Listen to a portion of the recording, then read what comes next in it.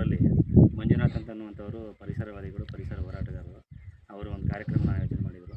ಏನು ಆ ಕಾರ್ಯಕ್ರಮ ಅಂತಂದರೆ ವಿಶ್ವ ಪರಿಸರ ದಿನ, ಅಂದರೆ ಜೂನ್ 5ನೇ ತಾರೀಕಂದು ನಾವು ಈ ಗಿಡವನ್ನು ನೆಡೋದ್ರ ಮುಖಾಂತರ ಸಾರ್ವಜನಿಕರಲ್ಲಿ ಪರಿಸರದ ಬಗ್ಗೆ ಜಾಗೃತಿ ಮೂಡಿಸುವ ಒಂದು ಕಾರ್ಯಕ್ರಮ ಹಮ್ಮಿಕೊಂಡಿದ್ರು.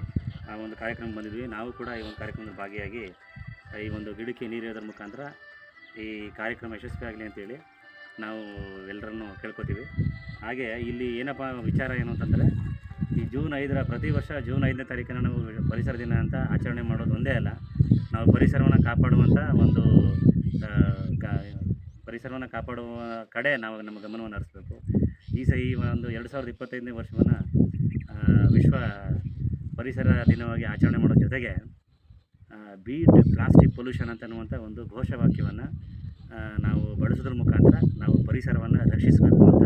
ಈ ಬೀಟ್ ಪ್ಲಾಸ್ಟಿಕ್ ಪೊಲ್ಯೂಷನ್ ಅಂತಂದರೆ ಪ್ಲಾಸ್ಟಿಕ್ ಮಾಲಿನ್ಯವನ್ನು ನಿರ್ಮೂಲನೆ ಮಾಡುವತ್ತ ನಮ್ಮ ಗಮನ ಹರಿಸೋದು ಅಂತನ್ನುವಂಥ ಒಂದು ಧ್ಯೇಯವಾಕ್ಯವನ್ನು ನಾವು ಅಳವಡಿಸ್ಕೊಂಡು ಇಡೀ ವಿಶ್ವದಾದ್ಯಂತ ಈ ಒಂದು ಪರಿಸರ ದಿನವನ್ನು ಆಚರಣೆ ಮಾಡ್ಕೊಂಡು ಬಂದಿದ್ದೀವಿ.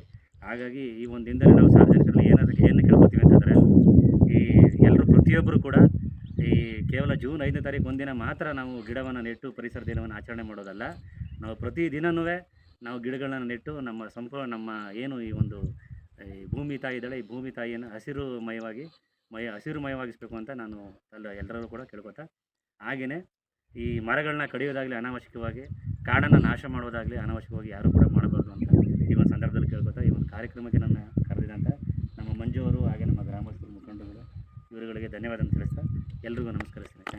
ಥ್ಯಾಂಕ್ ಯು, ಧನ್ಯವಾದಗಳು ಸರ್. ಬನ್ನಿ, ನಮ್ಮ ಇಲ್ವಾಲ ಪೊಲೀಸ್ ಉಪ ನಿರೀಕ್ಷಕರಾದ ಮಹೇಶ್ ಸರ್ ಅವರು ಆಗಮಿಸಿದ್ದಾರೆ. ನಮಗೆ ಒಂದು ಬೆಂಬಲ ನೀಡಿದರೆ ತುಂಬ ಸಂತೋಷಕರವಾದ ವಿಷಯ. ಅದೇ ರೀತಿ ನಮ್ಮ ಗ್ರಾಮದ ಯಜಮಾನರು ಪಟೇಲಣ್ಣವರು ಮಾದೇವಪ್ಪರು ಬಂದಿದ್ದಾರೆ. ಅವ್ರಿಗೂ ಎಲ್ಲ ಸಮ್ಮುಖದಲ್ಲಿ ನಮ್ಮ ಇನ್ಸ್ಪೆಕ್ಟರ್ ಮಹೇಶ್ ಸರ್ ಹಾಗೂ ಪೊಲೀಸ್ ಸರ್ಗೆ ಅಭಿನಂದನೆಯನ್ನು ಸಲ್ಲಿಸ್ತೇನೆ.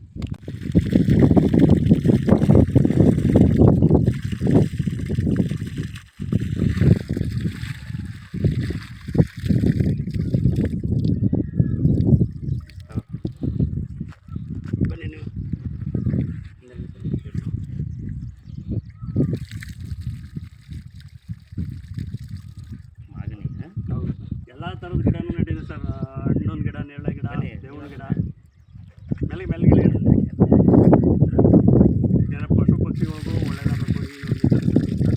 ಮತ್ತು ಒಂದು ಮರ ನೆಡೋದ್ರಿಂದ ಸಾವಿರಾರು ಜೀವಿಗಳು ಸರ್ ನಮ್ಮ ಊರು ಗೇಟು